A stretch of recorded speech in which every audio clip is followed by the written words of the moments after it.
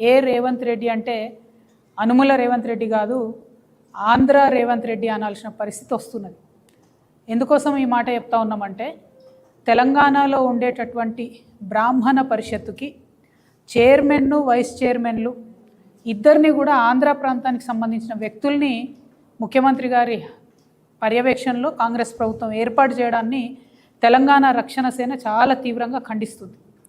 ఎందుకంటే మన తెలంగాణలో అనేక వేదాంగాలు చదివినటువంటి చాలా గొప్పనైనటువంటి బ్రాహ్మణులు ఉన్నారు, విద్వత్తు కలిగినటువంటి అనేక మంది మహానుభావులు ఉన్నారు.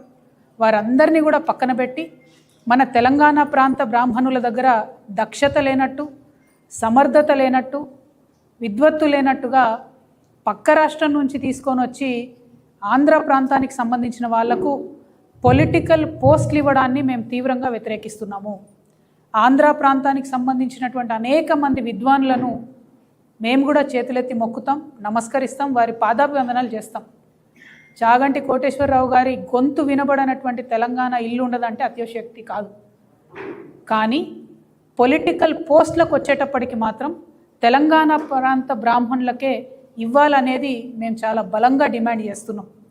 పైగా ఇప్పుడున్నటువంటి ఈ ప్రెసిడెంట్ గారు బసవరాజు శ్రీనివాస్ గారు, చైర్మన్ గారు, బ్రాహ్మణ పరిషత్ చైర్మన్ గారు కంప్లీట్గా తెలంగాణ ఉద్యమకారుల పట్ల ఇష్టం వచ్చినట్టుగా నోటి దురుస్తోని తెలంగాణ ఉద్యమకారులను గుడ్డలు కూడా తీసుకొడదామని చెప్పినట్టుగా వారందరూ కూడా బ్రాహ్మణ పరిషత్తుకు సంబంధించినటువంటి మెంబర్సే వచ్చి మా దగ్గర కంప్లైంట్ చేసినారు.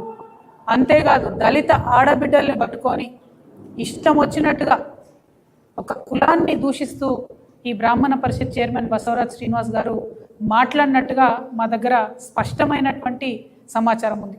అదేవిధంగా బ్రాహ్మణ పరిషత్తులో జరుగుతున్నటువంటి అనేక అంశాల మీద ప్రశ్నించిన ప్రతి ఒక్కరిని కూడా 30 రోజుల్లో మీరు కనబడకుండా, శాల్తీ లేకుండా మీ అంతు చూస్తామని చెప్పి డైరెక్ట్గా బెదిరిస్తున్నటువంటి పరిస్థితి.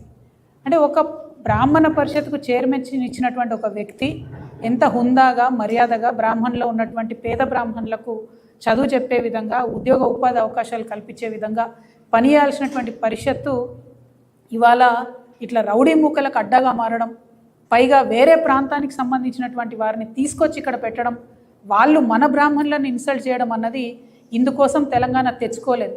ఇందుకోసం మా అర్చకులు గుళ్ళు బంద్ పెట్టలేదు. తెలంగాణ ఉద్యమంలో తెలంగాణ బ్రాహ్మణులకు ఖచ్చితంగా గౌరవం